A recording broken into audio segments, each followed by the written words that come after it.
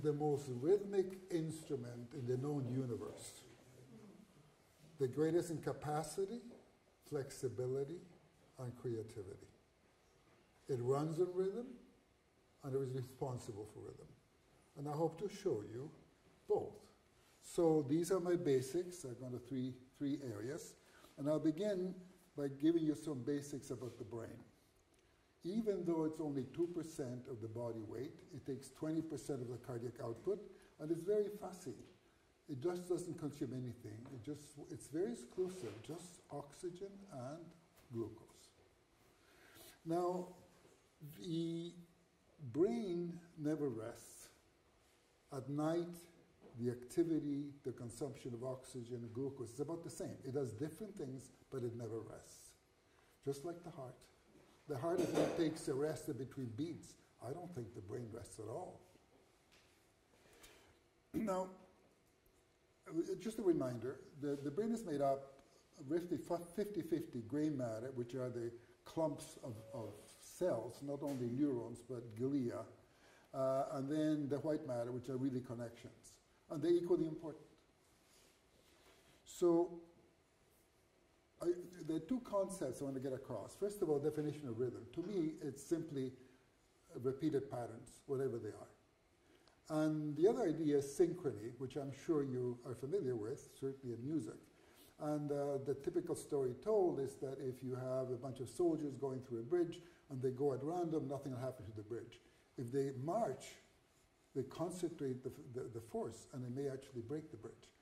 So it's a very efficient way of transmitting information, and the brain runs on synchrony, oscillations.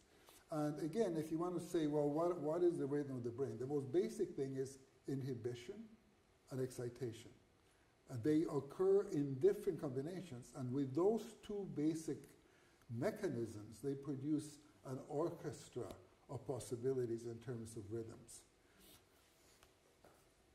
Now, there are many of them. Typically, there are dozens of them. And the big ones are made of little ones. And all the big ones contain the small ones.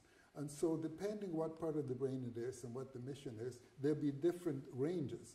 But the point is that everything, all the transmission, all the communication is done by rhythmic oscillations at different levels. Now, the circadian rhythm is really very important, not only in terms of the rhythm that it produces, but what the brain actually does. This is a day recording. It's pretty boring. Slow, fast. That's the alpha rhythm. The night is much more interesting, and I'll show you a bit more detail. That's the stage 2 of sleep. And I want you to note in the left part of the slide the spindles. They're very important, and they're sort of a good indicator of brain health, if you like. If you have nice spindles, then the brain is healthy. If the number or quality of them is not great, it's a good reflection of what the state of the brain is. Now here's the architecture of sleep. So you get drowsy, you get drowsier, then you get deeper into sleep, and about 90 minutes later, you have what's called rapid eye movement sleep. And most dreaming, but not all dreaming, occurs at this stage. And they've done experiments with mice, and they find that they have them go through a maze, and then they record their eye movements. And then at night, during REM sleep, they rehearse. They do the same thing. So what's happening at night, you're consolidating your memories. So if you don't sleep, your memory won't be as good. So don't do night studying beyond what you need to do, because the brain wants to rest. Not to rest, it wants to do its job. And if you're studying, you're interrupting it. So don't mess with your brain.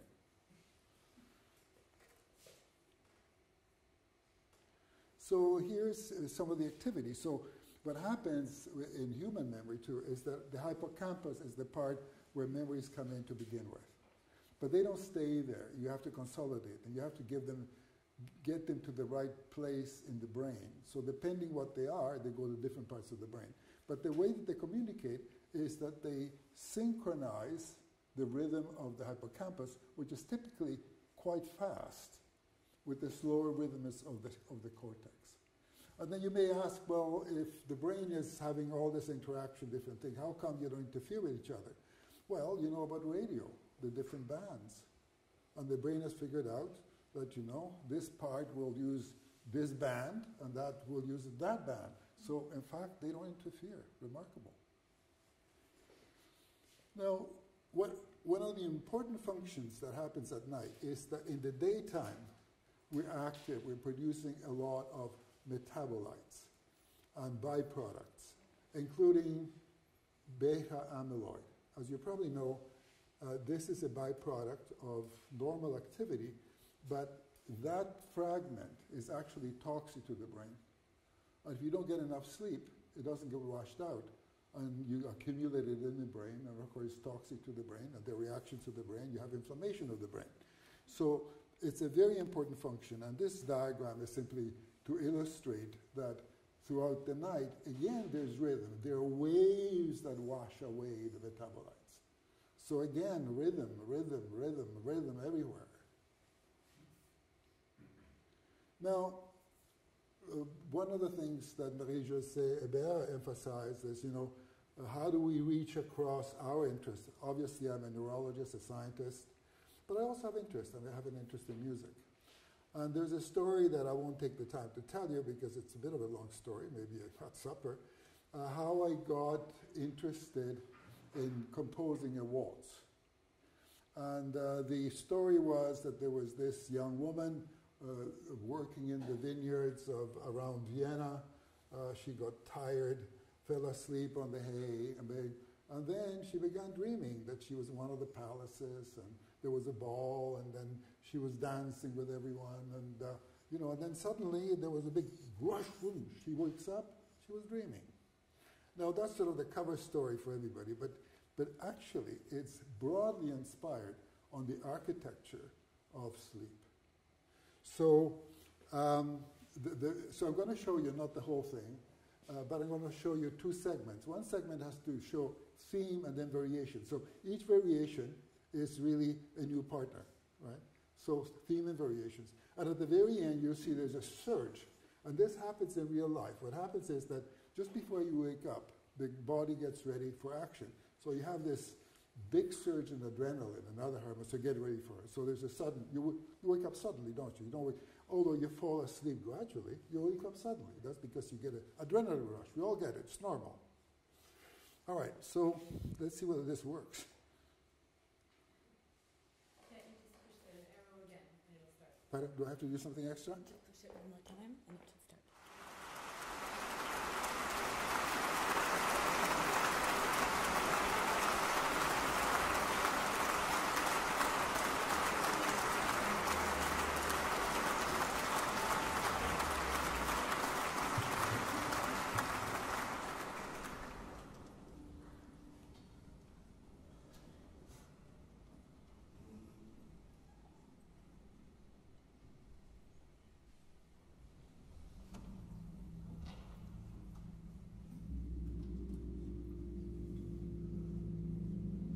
Getting drowsy.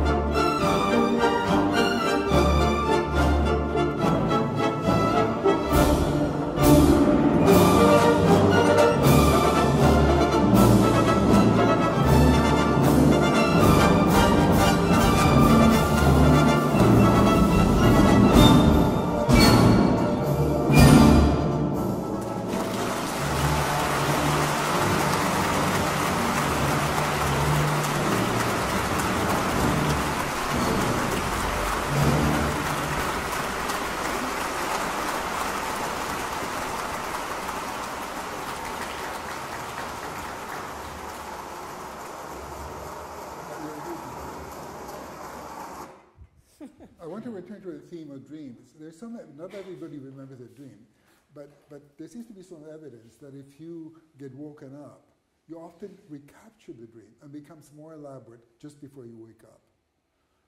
So it's really very interesting. But of course, one of the things that's really fantastic about the brain is that there are combinations that happen that you wouldn't think of in life. And you probably know that there are many examples of scientists who got their insights not in daytime, dreaming. You know, the famous one is had to do with the benzene ring. You know, there was something on what's the shape for a benzene molecule, and I believe the story is that the guy who described it had a dream that there was a snake biting its tail, and so he thought it was a ring. Is that right, Walter? Not true at all. Oh dear, tell us the truth. No, I said I don't know. Oh, you don't know? Oh well, sure. I read it. I wasn't there. Okay. Now, I told you about the normal brain, but you know, I'm a neurologist. I deal with the failing brain, and what can we do about it? So I'm going to tell you how, again, a lot of the failures of the brain have to do with rhythms. I'll give you specific examples they have some knowledge of. The first one is their sleep disturbances, and one of the Kilam awardees was someone who deals with insomnia, which is a very common problem. So you know, and most of us had sleep disturbance, whether jet lag or something else, so we have some familiarity. And those essentially are disturbances of rhythm. That rhythm I showed you is not present in, God only knows what happens with jet lag, depending how, for how long you've had jet lag. Now, epilepsy, instead of being synchronous and harmonized, they're just electric storms that make you convulse or lose part of the ability to use part of the brain. And then my own experience has to do with stroke, really in two areas. One of them is that we use sleep electroencephalography to see whether that could predict the outcome. And we found that, again, just like in health, after a stroke, if the spindles were in good shape and they were numerous, that meant the prognosis was good. Now, an example of how working with other people can inspire you in your own work. I did that originally at Sunnybrook Hospital, University of Toronto, early in my career. But then I went to London, Ontario, and there was no sleep laboratory, so I began working at heart-brain relationships. But then, listening to André, one of the things he said in one of his lectures was that the average length of a movie is 140, which is roughly the length of dreaming. And so I got interested again. And so the upshot of that is I'm collaborating now with the people at Sunnybrook who do sleep studies to catch up, returning to my origins in terms of interest. And then the thing about the heart had to do with the fact that we had a stroke unit, and we actually, a colleague called John Norris and I, established the world's first successful stroke unit. There have been a couple of ones before, and they were closed because they didn't seem to work. Ours seemed to work. And it was dramatic. There was many reasons for why it was successful. But I think we were pleased that so many of our patients did not die and went home as opposed to going to a chronic hospital. But we were distressed that some of our patients were recovering from stroke just to die suddenly for no good reason. So we did a number of studies to see what happened to them. So we found that the people with stroke had increased catecholamines, adrenaline or adrenaline. They had more arrhythmias, irregularities of the heart. And then if they died, their heart was peppered with like multiple little heart attacks. So when I went to London, Ontario, we set up a model with a colleague called Chiquetto, and then we found that the crucial part that was affected was called the insula, that you're probably familiar with. And we discovered, moreover, that it was the right insula, and that was in rats. So then, in London, Ontario, we do a lot of epilepsy surgery. So at epilepsy surgery, the patient is awake, and my colleague John Gervin, who was a neurosurgeon, stimulated the right insula awake, and he found that the blood pressure went up, the heart rate went up, suggesting that that was the center for sympathetic function, fight and flight. If you did it on the left, the blood pressure dropped and the heart rate dropped. It was parasympathetic, rest and digest. So that has become very important because we have shown with other colleagues now going back. So it was clinical observation, experimental work, intrasurgical observation on humans, and then back to the clinic. We collaborated with a group in Scotland, and we showed that if you have an infarct, damage to the right insula, it doubles the chances that somebody will die suddenly. So knowing that, you can monitor these patients and prevent them from having sudden death. So again, rhythm. So I was talking about normal rhythm. Atrial fibrillation, ventricular fibrillation are abnormal rhythms. So again, rhythms are important both in health and in disease. And now, treatments. There are a lot of treatments now that are actually based on rhythms, frequencies. And I'll just give you examples because that's not my main topic.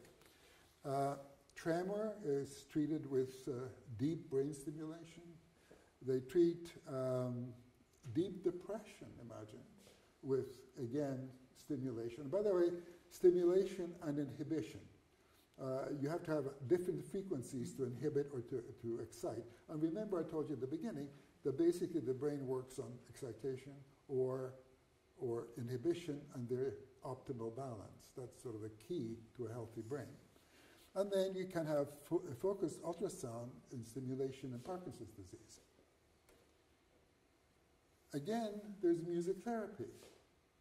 And the story is told that in the 19th century, there was a story about this young man who had sudden paralysis of the right part of his body, and he couldn't say anything except yes, yes, yes. And Linnaeus, the guy who classified, the famous scientist, went to investigate. And the strange thing about him was that he couldn't speak at all, but when he went to church and sang, he sang perfectly some of the hymns. And I said, he must be a fraud. So Linnaeus went to go there, and that's what he discovered. That was true. And based now on a very sound literature, it is now known that intonation is one of the treatments for aphasia. That in fact, if you use music, you can accelerate recovery. And I was privileged to be present at a concert by the Trieste Aphasia Choir. And it was made up by patients who had had a stroke and had aphasia, difficulty speaking, along with their partners. And I couldn't tell the difference between them and a good choir, and an excellent choir of people who had nothing wrong with them. So again, music can be helpful. Now, in Toronto, there is a Professor Michael Tout who has demonstrated scientifically and rigorously that people who have a stroke and they cannot walk well, he produces different rhythms, and if they walk to the rhythm, they can begin to walk and internalize that rhythm and recover much more quickly. He also has used it for Parkinson patients who often have difficulty walking. So again, rhythm and music and therapy. Rhythm is sort of the key here, can be helpful in recovery. And then, of course, music is emotional modulation. I saw a little item recently saying that if you feel stressed, listen to uplifting music for 9 minutes and you'll feel better. Choose your music. I think we all find music one way or the other. I play piano by ear, and when I play something happy, my wife will say, "What's wrong, dear?" And vice versa. I'm sort of, I don't know whether I'm different or no, but clearly by finding comforting, right? It's something that is, and it doesn't take, it's not a big effort, and so well, you probably do it. I mean, you're all interested in music, but it's well established. And then it can be done more systematically. I mean, the actual studies where they have particular types of music, and as you also know probably, how many have seen the movie Oliver Sacks? Does that ring a bell with anybody? Oliver Sacks. He was a neurologist who wrote a number of books for lay people, and he wrote a book that produced a movie called Awakenings. And it was the miracle of the fact that he was in a chronic hospital. He was a physician at a chronic hospital in New York, and when L-DOPA came in, you know, people started sort of moving again and what have you. And then it's a bit of a story. I got to know him very early in my career, and I used to visit him. And then subsequently, he was very interested in how you can actually use music to treat patients with dementia. And as you probably know, the things that you learn, the things that really stick with you in music are things you'll learn probably early on in your life. And so they played music of the era of those people, and apparently get quite animated, and some of them preserve the ability to sing or even to play. So again, rhythm everywhere. Now, let me speculate. I'm going to give a disclaimer here. I'm going to divide up the influence of the brain on culture and culture on the brain, but they're inextricably linked. We can look at different aspects, but the minute you divide them, you lost something. So at all stages, they're interactive. The more prevalent early on, they change later on, but it's always an interaction, and it's always in context. So let me just share a few things that I've learned. So first, the brain shapes culture. There probably is a biological reason, in part, and I qualify it again, that people prefer, you know, a rhythm of about 80 beats plus or minus 40. Clapping, I learned from, again, we learn from each other. In a lecture that Walter Herzog gave, he told me that it takes 3 seconds to synchronize clap. Is that right? You probably, yeah, that's right. And then the preferred rate is 100. Right? Nobody, you recorded it, so we probably can check whether, when you applauded, whether it was 100 beats a minute. And then walking, we all have our paces, right? And in talking, we all have our particular rhythm of speaking. So, and then even suckling has its rhythm. So, and then many music pieces are 60 to 120 beats. Again, there probably is a biological parenthesis within which the preferences occur. So biology is probably quite important in setting these parentheses. And this is an interesting phenomenon. You know, even though we have a great capacity to detect subtle differences, most cultures divide it up into, you know, binary or triplets.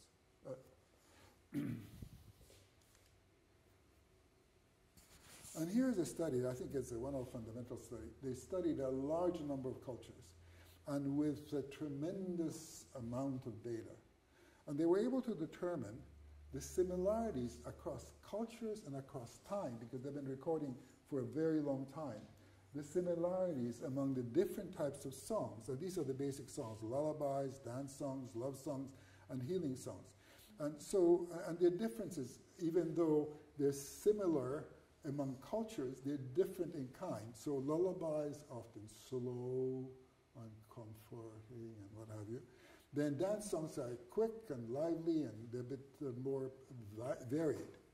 Love songs have the greatest repertoire, and of course so does love itself, the range of how that's expressed. And then healing songs again tend to be more sober and more repetitive and ritualistic. So again, despite all the diversity, there's unity in how humans express themselves with music. Now, closing language window, I'll leave that to Janet. Not going to talk. No? You're not talking about that? Well, then I'll... Okay. You see, this is one of the things that I think I want to encourage everyone to do. All of us, by now, have a reputation in our own fields. And the minute we stretch ourselves to another field, we're afraid to lose our reputation. So, yeah, that Hachinski was a good scientist. He's talking about music or language. He doesn't know what he's talking about. Well, if it's Walter who said, if we don't dare, who will, right? And there are no such thing as stupid questions, by the way, just stupid answers. And if you ask the stupid question, it's on the person you asked it from, not from you. If you thought of it, it's worth answering, right? So I'm going to sort of recall something I know from, I didn't prepare it, but my understanding is that any baby can learn any language. However, the window closes very quickly. For example, babies can tell the difference between French, Dutch, and German, up to 6 months. By 6 months, they can still tell the difference between French and Dutch and German, but not between German and Dutch, because they're similar Germanic languages. So similarly, I think it happens with music. And one of the questions that I ask myself is, what if we got, the babies can pronounce sort of, there probably is a limited number of sounds in the major languages. And what if you taught them the tones of Mandarin, and there was some of the consonants of Czech, and all the sounds that they need, and then reinforce them a long time so that when they get to learn the language, they can speak with some semblance of how a native speaks it. I don't know whether those studies have been done, but to me, sort of, it's a natural thing to do. Now, with music is similar in that what you prefer is often what you have learned early in your life, contemporary that, and then Western people, that's pretty universal, like consonant, they like fifth, well, harmony. The Tsimane is an Amazonian group in Bolivia. They don't care. It doesn't matter to them. And the other story is that in 1857, there was an exhibition in Paris, and they invited an orchestra from Indonesia, the xylophones, and they have all complex music. And they took them to a concert, and they were asked, what did you like the best out of this concert? They said, the tuning up. So there is so again, there's a time frame for when you acquire your preferences. So I think the conclusion is the brain shapes culture and culture shapes the brain. Now, I've talked about brain shaping culture, culture brain, but the truth is it's always interactive. So, for example, there is a Canadian-American historian who wrote a book on keeping together in time. And he argues that marching has nothing to do with the military. It's bonding. And a number of other examples of how the activities that we undertake allegedly are for one purpose, but the purpose is really different. So people talk about muscular bonding, marching, dancing, calisthenics. There's also, this has been well known for a long time, that if you sing in a choir, your hearts tend to synchronize. And then, interesting enough, in poetry, and by the way, in classical epic poetry, they use the same type of rhythm as in the waltz. Da da da da da da da da da da da. And what happens is that they coordinate their heartbeat with their respiration. People reciting this, and in ancient times, it was customary that the whole collective, there's certain well-known poems from Homer, the whole group would recite, thousands of verses. That was part of what they did. So what are my conclusions? Their brain works with rhythms. I think I've demonstrated that. The brain shapes culture and culture shapes the brain, and most importantly, they're always interactive. And then music involves most of the functions of the brain: cognition, emotion, and bonding. And I think that the one that probably gives you the best brain workup is opera. No, you have the visuals, you have the singing, you have the language, you have the gestures, you have the emotion. So I'm just going to sort of tell you briefly what happens in the brain when an opera singer, when she begins to sing. Well, the prefrontal cortex has to decide when she's going to sing. So that part sends a message to the brain stem, the part of the brain that controls the vocal cords and breathing. So that has to be coordinated. So she starts singing. So then the sound comes into the auditory canals, The nerve goes to the brainstem, goes auditory cortex, goes up to the prefrontal cortex that monitors what she's singing. In the meantime, she's also, Gesundheit. So she's coordinating that. Then another part of her brain is doing the gestures, right? The rest of it. And so there's also the movement and the action. And at the end, if she gets applause, her nucleus accumbens is a part of the brain that gets activated in all pleasures, whether sex, applause, creativity, finding a eureka moment, etc., etc. It's a common denominator. So imagine that you could actually render the oscillations, the rhythms that lead to all this into a symphony. I bet you it'll be a magnificence of the performance itself. Thank you.